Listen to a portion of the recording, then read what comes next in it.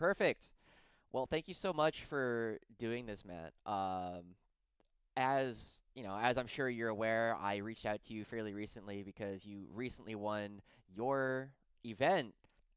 At my The first event, actually, yeah, my first singles GT. Anyway, That's awesome. I know so, when I was looking through some of the history that you had, I saw you went to a couple of other majors in the UK, including Oxford, a couple different yes, Oxford yeah. events, and like the February ITT. Was there anything special about this event that just allowed you to, outperform some of your previous events? Definitely doing the event previously. So this would be the fourth attempt at the GT itself with the organisers and the terrain setup. So just having the feel of the train and the feel of how the tables are set up and the organised event itself definitely helps to prepare yourself for going into those 5 games during the 2 days. So yeah, practice. A lot of it was and luck. I would say a little bit of luck on my side on the dice rolls. There's always a little bit of luck that comes in. Before we start talking about the actual event, though, here, Matt, I kind of want to get just a little bit of background about you as a player, because it sounds like you've been playing 40K for a while at this point. Oh, yeah. Well, like most of us when we were kids, I used to play when I was at junior school and senior school. Um, and I got into it with a group of friends at senior school, and we used to meet at the weekends and go to our local games workshop and play around the table. And then we found alcohol and girls at a later age in our teens, late teens, and we put it to one side while we pursued that adventure. Um, and then late 20s, we get back into it once we've had all our fun essentially, and we found and settled down. Uh, I When I got married, I didn't tell the wife I was into Warhammer, and when we got into our first property, I was like, "Oh, and by the way, these are all my little toy soldiers," and just started putting them in the shed, At that point, it's too which I late for found. her to run. Well, that's it. Yeah, she can't say no now. uh, I then went to work in Germany, and there was a group in Germany where I got around to getting to know in the evenings, and we started playing 40k in the evenings on top of D&D and other board games. One of the gentlemen out there in Germany with us was very into his tournaments and took me under his wing and took me to the first German tournament I had over in there, and didn't come last, so I was very happy with that. Nice. And ever since then, I just wanted to get better and better. So I'd say it was about 10 years ago now. Wow. What That was my edition were you first. playing at the time? Oh, was it fifth edition going into sixth, and Wow. yeah, fifth edition going into sixth. Then I can't I think imagine yeah, trying to play fifth in a competitive setting because I started playing in high school or during fifth edition, and just like when you were playing with your friends, the blast templates, it didn't matter. yeah, Like it's like, yeah. 4 or 5 models, who cares? Roll five. And but then trying to play that in a competitive setting just seems like it would just drastically change the game. So how does it feel like Warhammer has changed over the past 10 years? Oh, going from blast to just number of dice has been exponential in the speed of the game and the less arguments. Yeah. But a lot of gentlemen, when we're playing with blast, would say, on average, you get 3 or 4. I'll give you 5 because of how big the units were. I didn't spread them out enough, so if I spread them out, you got 3, but I didn't spread them out, so you got 6. A lot of it wasn't always the fight at the table. It was more of a yeah, we know if you put them all together, you can get so many. I've spread them out, so you can't get as many as you Yeah. want. And that sort of agreement prior to the templates going down always helped. But it was frustrating when someone played a lot of weapons with templates, so a lot of flamers, or a lot of missile launchers, or in my case, I played a lot of battle tanks. So a lot of the blast templates came from the turrets, so it was a bit frustrating Yeah. from time to time when you're getting your big ones out. I remember the old Executioner used to have like 3 of the little templates. So, if you had like Yes. the plasma cannons, you're doing like 5 blast templates every like shooting phase, and it became Yeah. a lot very quickly. Yeah. Well, But it was the mortars used to be fun because you get the first mortar in, and then you can put your disc, your second smaller disc, next to the next one, as in fire for effect. oh So that was yeah. always fun. But the most frustrating thing was deep strike mishaps. Oh, So when you were yes. trying to bring your Terminators in and you rolled that one, your whole Terminator unit would be lost because they didn't arrive in the battlefield where you wanted to, or you rolled a 6 and the enemy got to place them where you wanted them, and that was the most frustrating thing about fifth and sixth, really. Yeah, I remember, like, I've always said that 40K exists somewhere on a spectrum between Dungeons and Dragons and chess. And I definitely feel Yeah. like over the years, 40K has adjusted closer and closer to the chess, but there's still enough of like the D&D element that I still really love the game. Oh Um, yeah, that I have to say, I've absolutely had amazing games where opponents have brought that element of vehicles exploding, and they explain how it explodes and kills the rest of the units around them, or shrapnel takes out another man as it as three cows blows up, and the immersion that you get from interaction from your opponent is incredible on some games. it's really fun for sure. What actually drew you to the guard is it sounds as though you've been playing a couple of different armies, and I definitely see a Oh, land raider behind you. oh yeah, that's my Imperial Fists. Yeah, that I'm a massive fan of the Imperial Fist. That's my primary go-to Space Marine faction. I am a loyalist at heart, in the sense of I collect mostly loyalist armies. But my first original model were the old Stormtroopers with the berets and the big giant backpacks with the las gun on front there with all lased up. So that was my first actual model I purchased from GW and painted. So I've always been a guard player at heart, and the chimeras and the tanks, the Lehman Russes have always been something I've always desired to have a big fleet of. Um, and when I then joined and moved away to Germany, sort of like the to take all of it with you was quite difficult. So some of my guard stuff were left behind. And then when I got back into it while I was in Germany, I started collecting more Space Marines because they were more generic and actually suited my playstyle at the time in sixth. So I actually got the first original cast Lysander model after Ooh, reading the lore from that. So I got the fine cast Lysander model, and that didn't last very long, but but you had it for a little while. I think that's yes, a yeah, badge of honor absolutely. for sure. So it sounds as though you played a lot of Imperial Fist for a while. When did you switch over to guard in a more competitive sense? So switched over to guard really to play more competitive. Roughly about I want to say about 18 months ago, Okay. and that was to do with going to tournaments, and it was to do with the team tournament aspect of it. So 2 years ago, I took orcs to a team tournament, and we went very much orky beast snaggers, and just like as many, I think went 60 beast snaggers in the end on the board. We had a lot of fun. But the following year, when we were trying to work out who was going to be taking what units and armies, one of the guys suggested that we took the guard, and as no one had as much guard as myself and another one of our colleagues who wanted to take his Blood Angels, we decided I'd take it as the captain. I'd take the guard, and then spent the next 18 months sort of like building my understanding of all the mechanics of guard, the way that they play on the table with their tanks and their infantry. And the first time round, it didn't go so well. But the second time round, we had an absolute blast. I brought the Storm Hammer, the Storm Sword. First time I Mm-hmm. brought the Hell Hammer, which is the bigger one with the shorter variant of Yeah, its battle cannon, the 24-inch range one. And then I brought the Storm Sword because it had a 48-inch and it just able to pump the same amount of shots out. And the AP4 ignoring cover on that super heavy is just amazing. So it was more of a element of no one else was taking it, and then I dived right in and made sure I knew everything I could about it. that's awesome. It feels like 18 months ago. That should have been Arcs of Omen at the time. So right when our good Yes, codex, we yeah. got to play it for six Well, that months. was it. Yeah, yeah. The 6 months with the brand new codex was Yeah, phenomenal, and they're then such a 10th strong. popped out, and it would have to redesign the whole list all over again. I then started searching on YouTube about other guardsman player. There's Guardsman Hannon in London, and then we've got a couple of others on the YouTube channels that were talking about the best practice Mhm. for certain builds.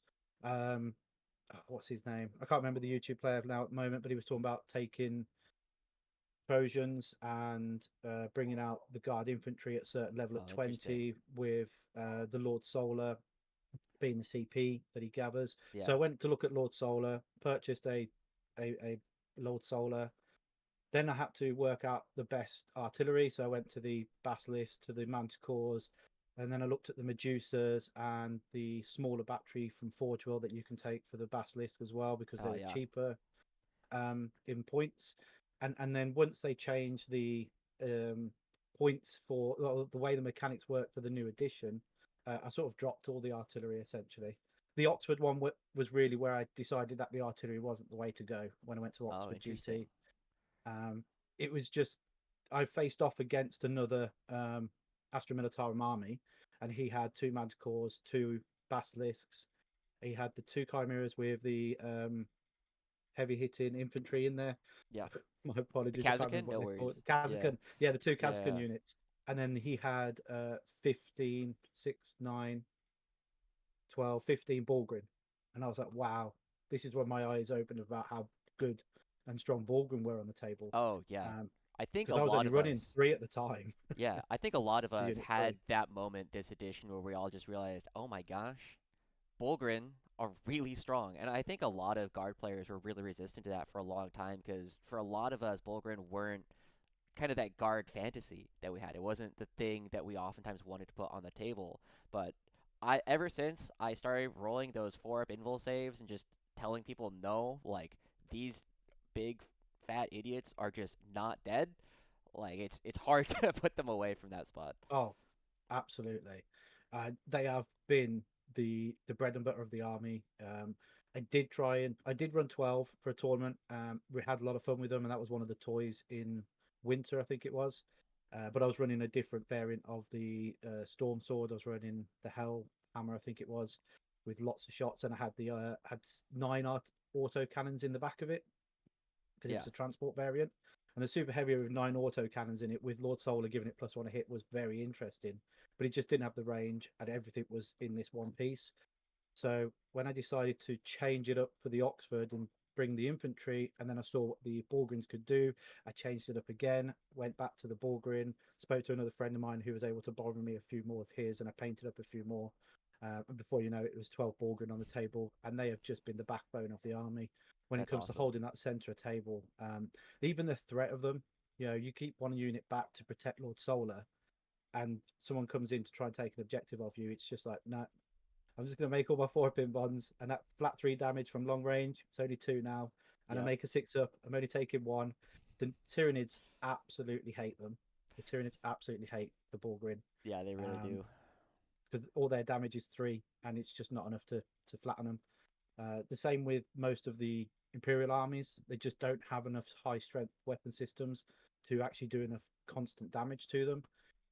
I believe the only one I've really come across that can actually really hurt them are the Blood Angels, because of Yeah. their strength 6 now, and then Custodes with the fact that they hit on 2s, and they're all above strength 6. It's just Yeah. immense the amount of dice roll the Custodes have. Back when Trajan was also ignoring modifiers, so Oh yeah, all of their damage is coming through. We didn't cut it in half, but it does feel that like was a it. pretty natural spot here, Matt, for us to start talking about the list that you actually brought to Toys of Mass Destruction. Because I have to say, when I first looked through this list, I had some big questions. But let's go ahead and hear. Do you have your list handy? Yeah, yeah, I've got my Yeah. list handy. Could you go ahead and just run through the list for us real quick, and then I'll have some questions about it at the end. Yeah, not a problem. One moment, just bringing it up on my app.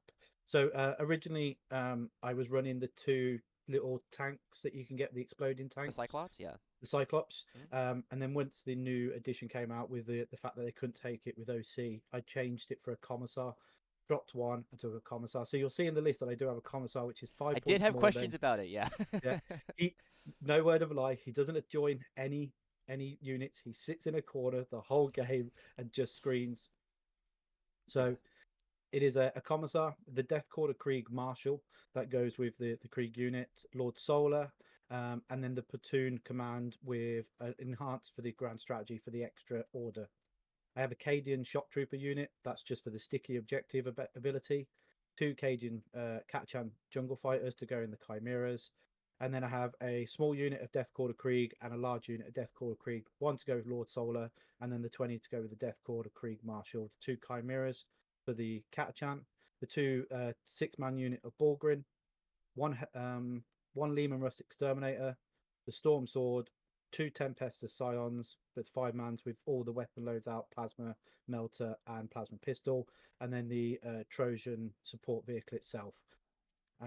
I was trying when I was running the artillery. Of course, you need the Sentinels, but with the artillery change at the last minute, I rejigged the units and dropped it for the Scions, and they've been absolutely phenomenal. Yeah. I can't take away the how much work the Scions actually do. The Scions have been absolutely nuts, but I want to focus on Yeah. the big centerpiece that you've brought to this one, Matt. It sounds, based on what you've been saying, that you really like your super heavies. You've mentioned bringing a lot of them Oh, to a bunch of different events, and I yeah. know in the UK, a lot of other British players that I've talked to have generally said that you can't move these on the Oh, terrain. yeah. You can't. You just accept it, Lucky. though. Oh, I accepted it with the ITC, with the UK ITC terrain setup, that it doesn't leave my deployment zone. But I have to say, with toys, they understand that people like to bring the bigger stuff, so they made space for the Lamb Raider to actually get out of the deployment zone in more ways than one. So Yeah. when it comes to the space of a Lamb Raider, how wide it is, you can maneuver the Storm Sword itself to go around some of the obstacles that precede the Lamb Raider. And there are two deployment zones that actually can reach the center of the board. So I was like, yeah, this is it. This is the tournament This is that it. the Yeah. the big Baneblade, this big Storm Sword can actually get out of the deployment zone and make an impact in the game. And there are two missions that allows you to do that. So I used that full ability and pushed it into the middle when I could. So it's fun to have this big monster in the middle and people go, how do we deal with that? Yeah. Being T13 and a 2-up save is phenomenal. Yeah. I know that when I was playing Stormsword earlier in the edition, I because I live in the greater Los Angeles area for a long time, we're only just now like fully switching over to Games Workshop terrain at pretty much all of our events. Previously, we were playing player placed, and so it was very easy to just set up opportunities for the Stormsword to walk into the middle. But the fact that you have two of them on this more dense terrain sounds pretty big. The other Yeah. thing I kind of want to hear more about is the Trojan support vehicle, because I know a lot of people. And when I talk about taking super heavies, I normally recommend taking an engine seer, but the Trojan support vehicle does something a little different. Well, I, I I went to Toys in the winter and took the engine seer, and every time I used it, it was fantastic. Turn one, I didn't get it off because if they went first, I was unable to get the 4-pin von off. Thousand Suns again. When I went to Oxford, I used the engine seer, and they went first and was able to reduce the effectiveness of the storm sword without my 4-pin von. So I was a bit like, okay, well, if they able to go first and knock this out, or following turns and the fork doesn't make it, then I'm wasting points. And then when I looked at the Trojan, the ability that it gives it is fantastic. So it allows me to re-roll all hits well, re-roll ones to that particular unit for any targeting unit. So essentially, it just picks it. That unit now gets re-roll ones, and it is amazing when you think about the amount of heavy bolters or the amount of times you roll a one and you need to re-roll it. It used to be that the Sentinels used to be able to give you that ability, but that doesn't affect you anymore. The Really, Hellhound ignores the cover. do Scott Yeah, Sentinels not give you reroll ones? no, because it's not a regimental keyword. That's Um, right. yeah, so it doesn't Yeah, have the right keywords to benefit from certain aspects of the game. So it doesn't get its lethal hits now, which yeah, is fantastic because I think the change to the way lethal hits work with the guard is now more mobile. So the efficiency of some of the units are amazing now, especially in Overwatch. Oh my goodness, how many times have I missed firing Overwatch without lethals, and now I just get it. It's yeah, fantastic.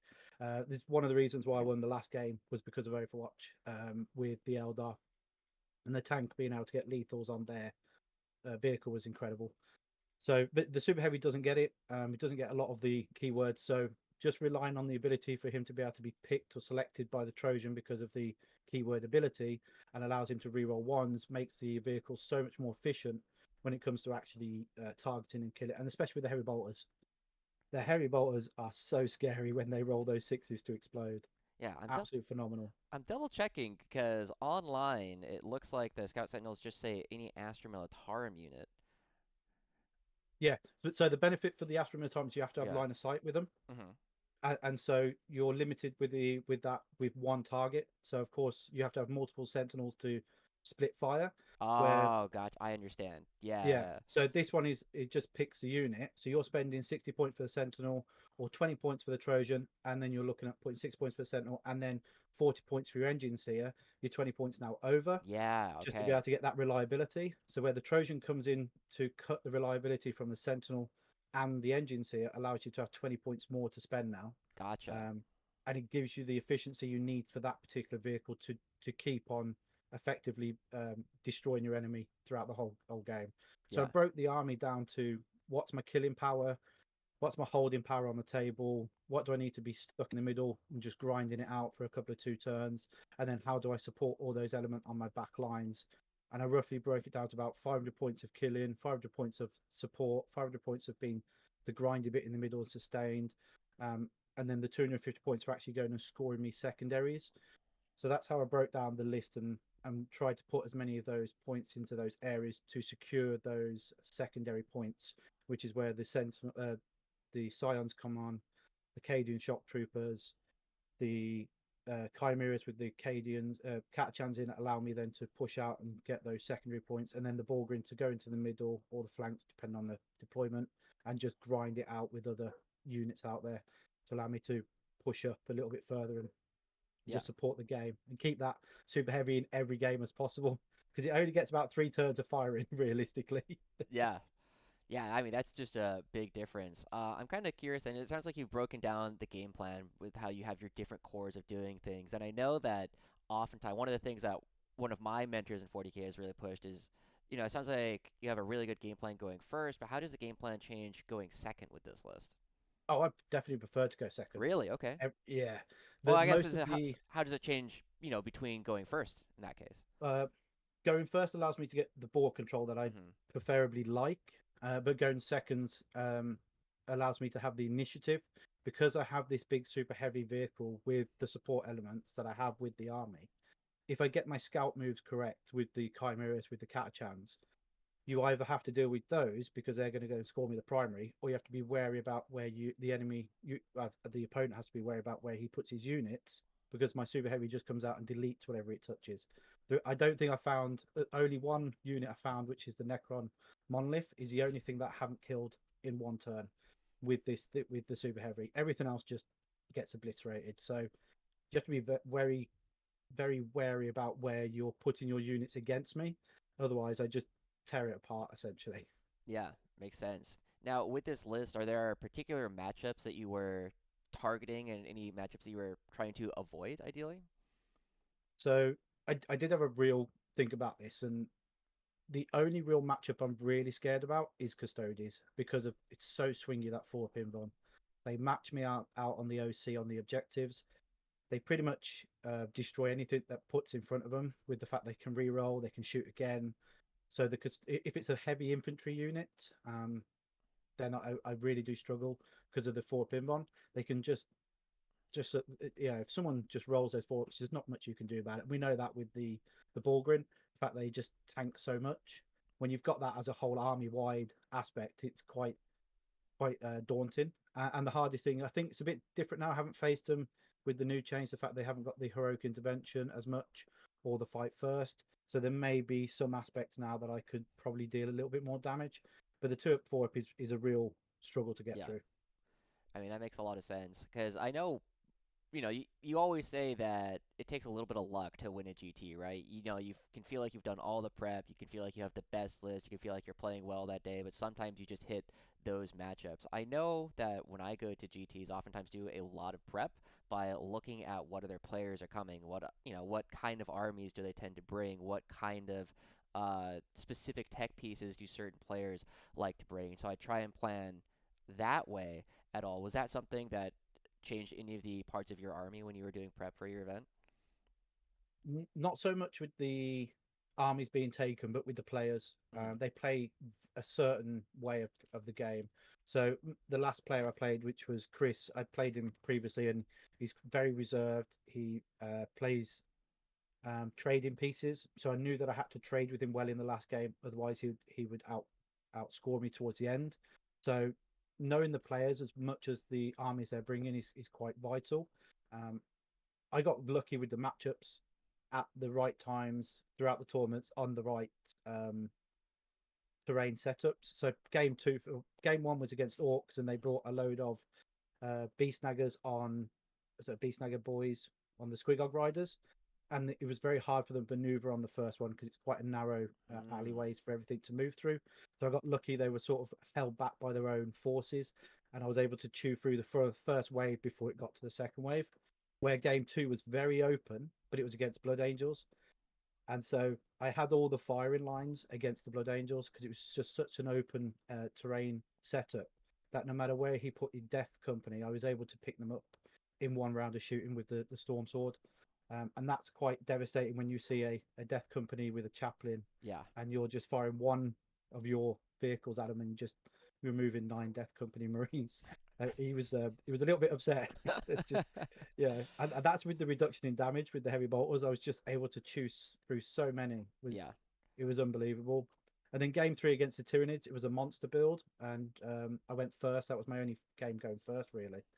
And I was able to pull old One Eye out because of the interaction he has when you shoot him. He gets to reactive move, Hmm. and with his reactive move, with the way I positioned where my Chimera was in its scout move, meant that he had to be drawn out towards my Oh, super heavy, and then my super heavy then just turned around and picked him up turn 1, and that's that sort of like that's demoralized smart. the Tyranid player. Yeah, that's a really good tactic actually that a lot of people I think I don't hear a lot of people talk about is especially all those blood surge moves, right?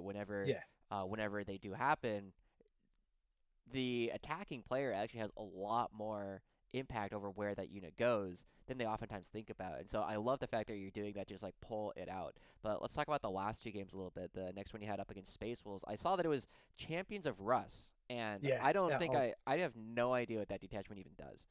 So he, Champions of Rust allows him to have the sagas, which are buffs the whole army. So he had like hitting on 2s with a +1 to hit from one of his sagas, and he has sustained hits on 6s with the whole army wide. And he allows just to pick one and just moves on through the whole game out. But it only gets him up to strength 5, Mm, which isn't enough to crack the Imperial Guard T3 yeah, or even the Bullgryn at T6, where the Blood Angels are at strength 6 across the board, even when they're standard intercessors. They have a much more effectiveness against us.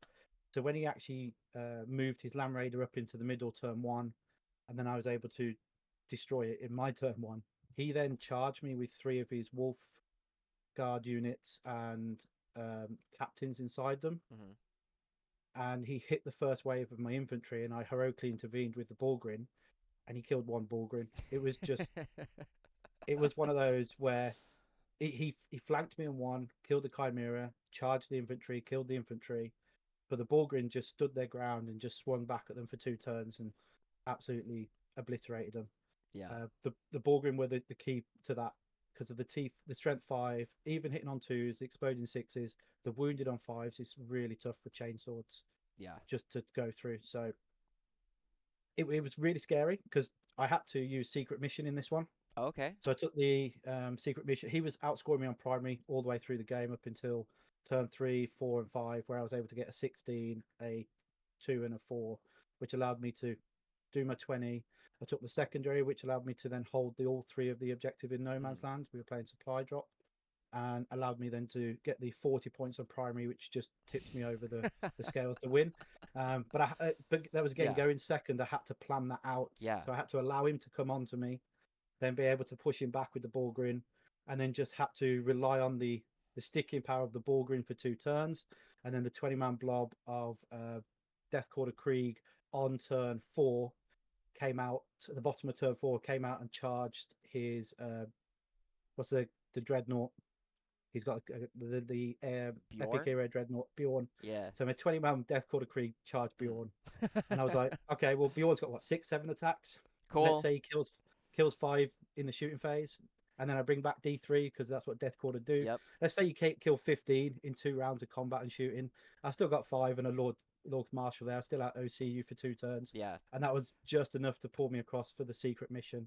And it was almost every turn, every game was having that idea of just waiting that 1 turn and allowing them to come onto me so I could then push them back. Yeah. That whole guard, here's the front line, take the front line, and then the second wave comes in and just annihilates them and just pushes forward. It was almost epic in the Space Wolves game when it Yeah. came to that actually coming for fruition. Yeah, that's And great. then game 5 was against Chris and his Eldar/Dark Eldar. I had a lot of practice against the Dark Eldar. A friend of mine at club brings them quite a lot, so I was a bit worried about the Scourges coming out, shooting, and going back in. But he brought a Wraith Knight, so Oh, essentially yeah. he was playing a very similar aspect of what I was. My super heavy, his super heavy. We sit at the back end of the boards and we exchange fire and kill whatever units in the middle. But of course, with the Eldar, he can then shoot and move back with the Eldar shenanigans, where he's allowed to hide again. Yeah. Where mine couldn't hide. But I had the range, and it was long edge, long end deployment. So I was deployed very far back, knowing that his Wraith Knight would have to come out to attack my Super Heavy, and we never exchanged firepower with each other. Both Super Heavies just ignored each other. So the Yeah. Stormsword never fired at the Knight, and the Knight never fired at the Stormsword. But we just annihilated everything else in the middle. I And found again, it that came down to the Bullgryn. Yeah, I found that actually like a fairly common theme in like super heavy versus super heavy games. I think the last time I took my Storm Sword to an event, I ended up playing up against a Shadow Sword in the middle of the game, and he went first, and he, thrust his Shadow Sword off to one side in order to pull shots at my Storm Sword because the only way it could go. And then, as I kind of expected, like he got one shot through, so it killed half of my Storm Sword, but a Storm Sword at half HP is great, and so I charged his Shadow Sword because of how far forward he had to thrust in order to get the shots off with some Kazarkin.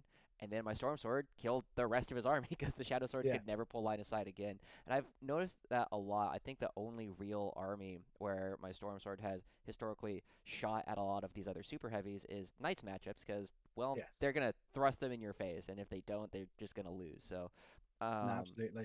yeah. So yeah, it went through the whole tournament with only one game where it was destroyed, and one game that actually took any damage, and that was against the Blood Angels. He Oh, had 2 units of yeah. Death Company. He brought one unit down. I was able to tackle that, but the second unit was just able to get in and make an amazing charge roll. I think it was like a 10-inch charge.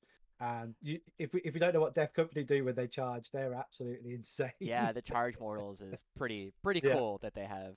Uh, so it sounds like these games went pretty smoothly. So a couple questions. One, you mentioned taking secret missions up against Space Wolves. How often were you taking secret missions, and how often were you planning? Like, did you take it more often or less often? So I didn't need to take it in the first 3 missions. I felt absolutely comfortable being able to play the primary and defend on my primary and win. But when with the Space Wars, I knew they were how fast they were going to be. A friend of mine had already played them in round one and told me the stratagem of the player, which was just to throw as many of these younglings at me, the Space Wolf younglings.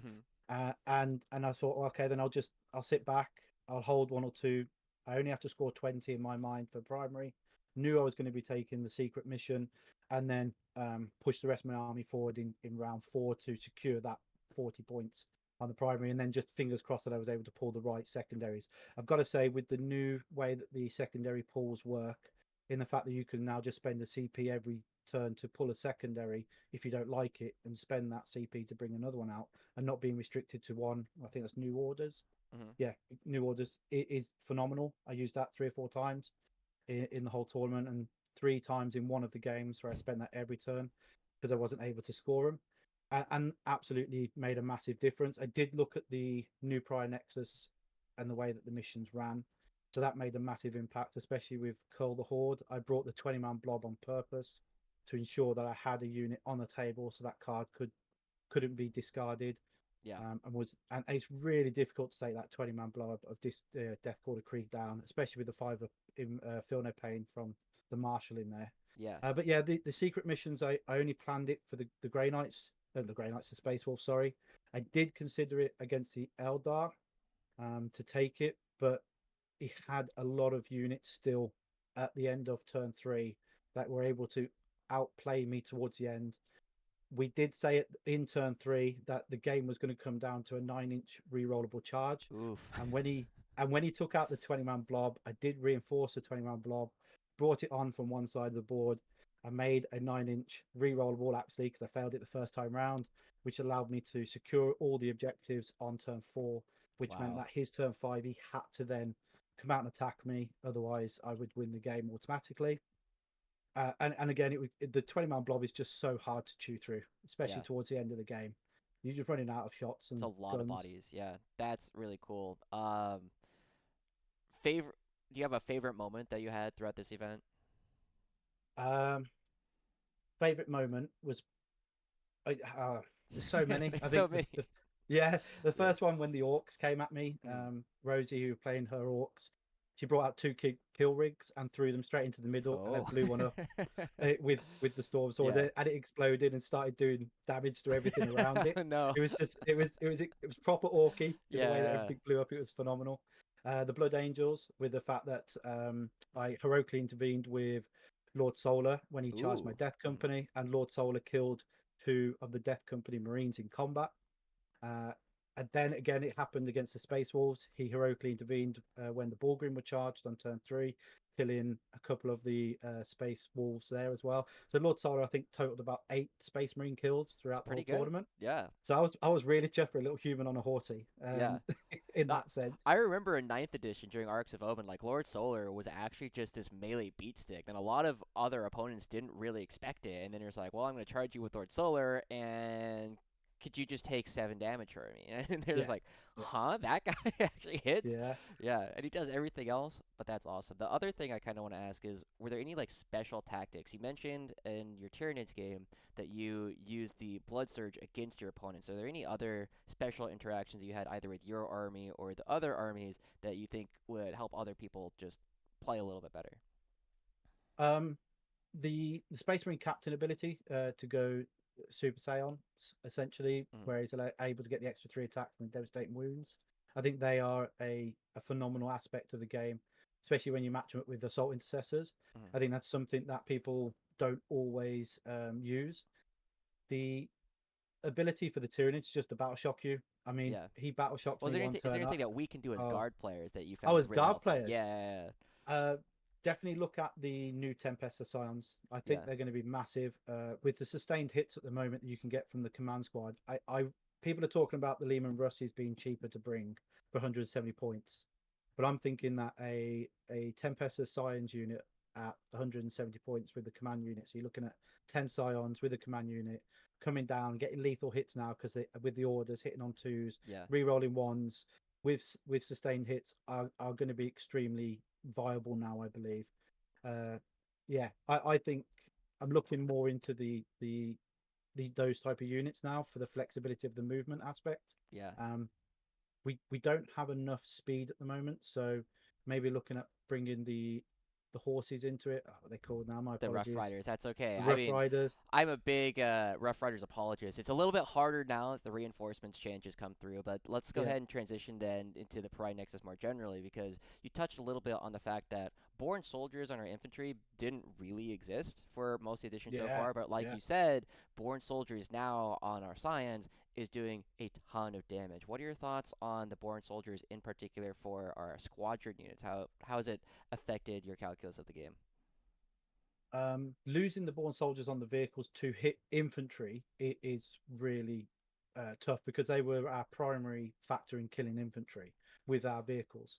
But actually gaining those for Overwatch now, so we can now actually make an impact on the because I never Overwatched until Pariah Nexus. It Hmm. just wasn't worth it. There was not enough damage output to actually make it worth it. Even with the Demolisher cannons, they still weren't efficiently, effectively making enough impact. But now the fact that they get them, when those vehicles do move closer, or a monster now, or even a demon comes out of the open, our tanks now have the effectiveness to actually take on in Overwatch those sort of threats. And that's I did that in Game 5. I Overwatch with my Eradicator tank, Lehman Russ, Hmm. and it actually took out the one. I think it was a Star Weaver Oh, with its auto cannon shots because I just rolled enough sixes on the hits and that was it. Lethal hits, take your armor saves, and 2 of those took it down.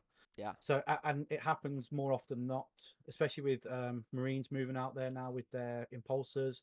You can now take an impulsor down with a vehicle quite easily. Um, and I think that that's what we've got to be looking at now is not just necessarily what the vehicles can do, also the infantry, especially the bigger blobs of infantry with the special weapons in there. If an infantry unit does move out in front of you, anything that isn't a monster vehicle, really, just taking 1 or 2 of those models down actually makes an impact when it comes to the charge phase or the shooting phase. Um, Especially when you're thinking about the blood surges movement from the world eaters. yeah, If you can just take a few of those world eaters down before they hit your 10-man unit, you may have 1 or 2 left at the end, yeah, especially if they're only moving 5-man units. yeah, The amount of times that I just killed 1 or 2 models and then the effectiveness of the whole of that unit trying to kill you is just diminished is yeah. incredible. Now I've actually got this surprises a lot of people, but so normally in Overwatch we say, it's hitting on sixes on most units. Yeah. As a percentage, what hit rate do you think our Scions have in Overwatch? Because they still This, technically hit on sixes, but but it's they get yeah, if they get the reroll ones, hmm that's a massive thing. yeah, And the fact that if they're on the objective as well, and you Overwatch prior to them moving off the objective, you get the whole full rerolls. hmm I think Scions themselves are at least 50% more effective than they ever was yeah, before Pariah Nexus. yeah. Yeah, And they've here's the they've gone from a 25% effective unit to now, like, I would say 60 or 70% yeah, in the fact that where they deploy, how effective they are now, the special weapons they're taking on Space Marines. I mean, was it rapid ingress the unit. He didn't do Overwatch or shoot them. They then moved up. They killed 3 intercessors in shooting. They charged and killed the other 2 in combat. The fact that they have a power fist and they're on the objective is incredible. yeah. Yeah, you're re-rolling everything. It's not just shooting; it's even combat. It's I also yeah, it's think melee too. yeah, it's a very very effective unit for 50 points now. Yeah, but here's the tip that I wanted to give that I'm not sure if you knew this, but Scions when they Overwatch target on an objective have a 60% hit rate.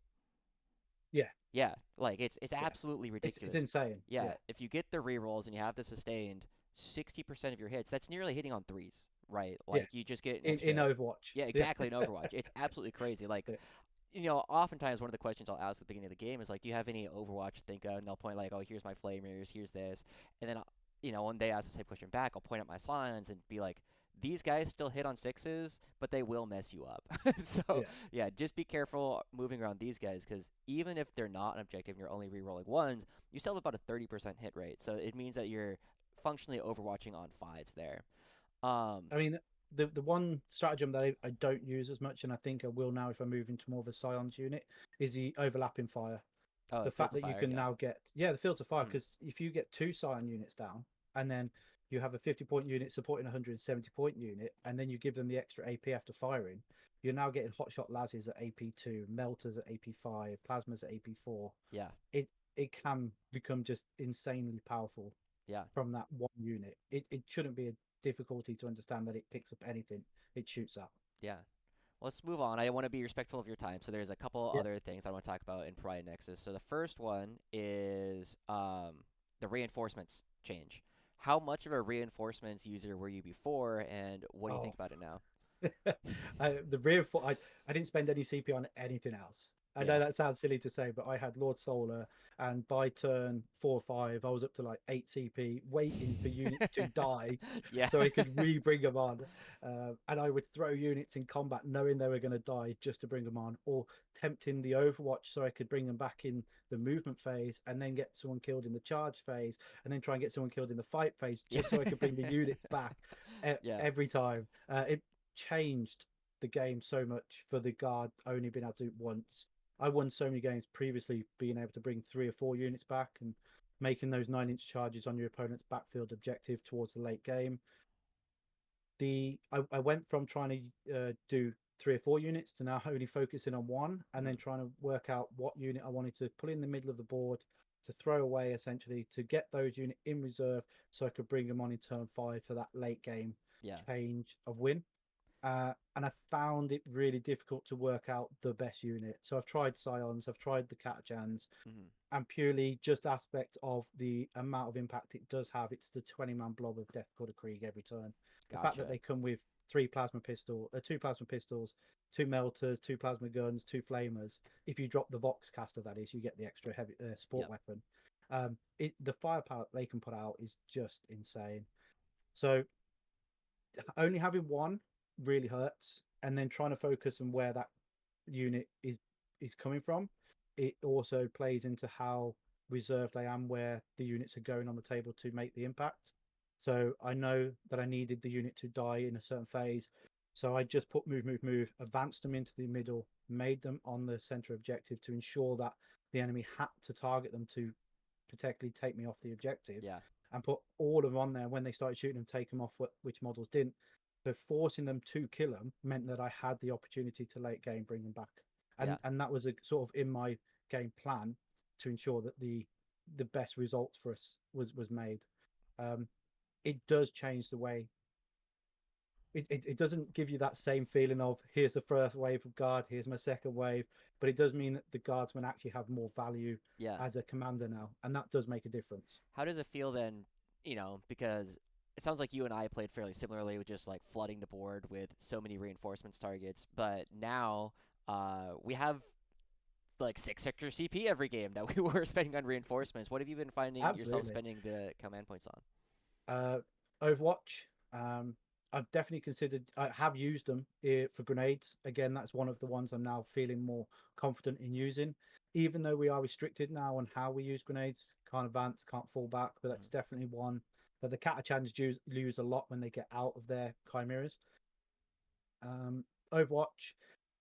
Oh, I've got to say, with the new change to heroic intervention, Oh yeah. absolutely insane. It is so much better for guard now to have that, especially if you can put those Bullgryn in position or just keep them in range of an infantry unit that's on an objective, and you just want to sweep those Bullgryn a bit further up faster. It's so devastating when a unit comes in like that and is able to pick up 3 or 4 models of your opponents and they didn't expect it. But yeah, heroic intervention is something to, even if it's another infantry unit that's coming in to support another one. Normally, the opponent doesn't have enough attacks to kill 20 guardsmen. They might have enough to kill 10 or even 15. But that 10 man, the 5 man that is left over, who's still in range of Lord Solar the following turn, Hmm. you know, who isn't below half strength, or even if is, you just spend the CP then to auto pass, and now they're OC3, can swing the game massively. Yeah, I mean, that makes a lot of sense. Moving on a little bit to the Pariah Nexus a bit more generally, how have you been feeling about the changes to the secondary and the primary missions? Is there any missions that you really like as a guard player, and are there any missions that you tend to need to rebuild your list in order to do? So yes, I did rebuild the list a little bit. So I didn't have only had one unit of Bullgryn to start off with. And when the Prior Nexus come out, I was running Tempest assigns in the Tauroxes to be able to move block the opponents because they move like 15 inches with Yeah, move, move, yeah, they move. do. And the fact that Tempest can then get out of it after as Yeah. well. So you could have this vehicle and the Temp. I had to redesign that to have more of an opposing units in the middle because I found that reading a lot of the secondaries where you had to hold the center a lot more often, or you had to hold an objective for a lot longer. So you had terraform, raising banners, things like where you couldn't just move past the objective, you needed to sit on them a little bit more. I felt they needed more resilience within the army. So vehicles are nice, but they don't have enough OC. The Bullgryn are even nicer because of the reduction in damage and the 4 pin very swingy. And the fact that I could do that with the comfortability of being able to give them the extra OC if I needed to, just meant that the Nexus primary needed to be more secured. Where I would normally just throw a couple of chimeras and 30 or 40 infantry forward, the infantry would die the first round, and I'm not bringing them back to make the second charges from 9 inches away to take the objectives back. I just needed that more consistency in the resilience on the objectives. And then the secondary part of it would be the secondary missions themselves are a lot more trickier to score now. And going back from this tournament, I would definitely consider,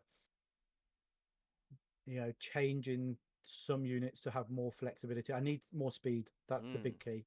So So you're maybe looking at the horses or maybe more yes, yeah, chimeras or yeah, absolutely, or yeah. even a hellhound. Ah, cool. Yeah, Yeah. maybe 2 hellhounds and a unit of horses just to be able to do some more of the secondaries, which are more flexible. Yeah. So I don't need the commissar in the corner as much. It didn't come into effect at all, but I need him in no man's land to do, what's it, Like the area denial. sabotage Oh or area yeah. denial, Yeah. or the one where you have to be in no man's land, your land, and the opponent's Oh one. yeah. Yeah, the Yeah, triple actions, yeah. the triple action one. But Yeah. a lot of the time, my units were supporting my defensive aspects, and I didn't have enough to go and do those comfortably. Mhm. So I need something that's more reliable to go and sit on the wings of the board and do those actions more reliably. So I think and they need the speed to do it because of you can hide them in your deployment zone, but to get them into no man's land and be in the right position and not have advanced to do the action is a lot more trickier now, I think. Yeah. All right, well, let's go ahead and ask a couple of simple questions. I guess the first one is, could you just describe your general play style in Pride Nexus? It sounds as though you're playing fairly defensively and then looking to come back in later turns. So originally I went with a more of aggressive units. So I had another unit of Bullgryn, and I did go with the Scions a lot Mm-hmm. more. But yes, more defensively, turn 1 or 2, trying to bait the opponent out, and then just smashing them. When I say smash, I mean aggressively moving up to them, even charging with everything I have turn 3 and 4 to lock units up in combat or to force the opponent to deal with another unit so I could push the other way, like flank them another way. So yeah, it's very much a reserve turn 1 and 2, and then aggressively push with everything turn 3, 4, and 5. Makes a lot of sense. And then we'll go ahead and end this with a couple of hot takes here, Matt. So the first thing I'm going to ask is, tell me what guard unit you think is most overrated, and then give me two that you think people should be looking at that they probably aren't. Most overrated is probably Lima Rust Demolisher, especially Tank Commander Lima Rust Demolishers. The fact that Interesting. you can't, well, the fact that if you get tagged, you can't use your special ability if you die. Yeah, it's because it's an out Yeah. phase ability is overrated in my opinion. You don't need as many as those orders as you need on the vehicles as you think, especially now that the lethals are just affecting other monsters and vehicles. And that's primarily what you're trying to achieve anyway when hitting the higher toughness units is just those lethals. Yeah. So I think the Demolisher, in its sense, being a command tank is probably overrated. I think you could probably take something like an auto cannon one or even the Punisher now as a tank commander. You know, I don't think Okay. you need it as Yeah. much as you think. Mm-hmm. And it's short range. It has to be getting to in a vulnerable position for it to be charged to be effective, and it just gets compromised too often. The underrated units are Punishers. I think the actual fact that you can get devastating wounds on them now, so they can be effective against lethals on vehicles and infantry, Mm-hmm. has the ability to switch targets depending on the opponents you're facing, and they're reasonably cheaper than anything on the table at the moment and really tough to take down. And then the Rogal Dawns coming down in points. Oh my goodness, they They're are so good. incredible, Yeah. incredible. The only reason they didn't enter my list is the overwhelming firepower that the Stormsword. I dropped it in so many games for 2 Rogal Dawns or 3, and until the points came down, I wasn't sure really. They didn't equate to the same amount of effectiveness. With the points coming down now, I think a 3 Rogal Dawns on the table you're going to see a lot more. I Yeah. think War Games Live in the teams at the moment is a lot of guard players playing 3 War Dawns. Yeah, makes a lot of sense. I know I was loving double Dorns at the beginning of the edition, and triple Dorns is definitely on the radar now. Uh, Before we let you go, do you have any other plans, any other events that you have coming up, or do you feel like you've won your event? Now we can take a Oh break. no, I'll go back to I go back to defend it. So there's another one coming up in I want to say September and then a November. The same at Toys. So we're going to go back to Toys. We're going to try and defend it. I'm debating if I'm going to take guard. Unfortunately, I know I want to go back to my Imperial Fist. They're my true love, the Imperial Fists. That's fair, But yeah. until the Assault Terminators come out, I don't know if I can because Lysander needs his Terminators. So yeah, I'm even looking at Dark Angel Terminators to bolster him Fair to enough. make it look cool on the table. But if I do go back in September, I think I might take the guard just to see if I can defend my title with the guard. Hmm. If the Storm Sword comes with me, that's something that might not join me. It might be Triple Dawn or Fair. Double Dawn with the Scion Blob, yeah, just to go and try and defend that title. But yeah, September is my next one. Good luck for that one anyway. Yeah. I mean, good luck to you. It does sound like you've been having a lot of success, so congratulations on that, Matt. I told you I was going to keep this about an hour, so I want to respect your time for the rest of it. Hopefully, England does well in the football match Well, today. yeah, I got to get back to that now in a minute. Yeah, so I'll go ahead and let you go, Matt, but thank you so much for coming in, and thank No, you cheers, for Josh. That's been sharing everything amazing. with the guard players.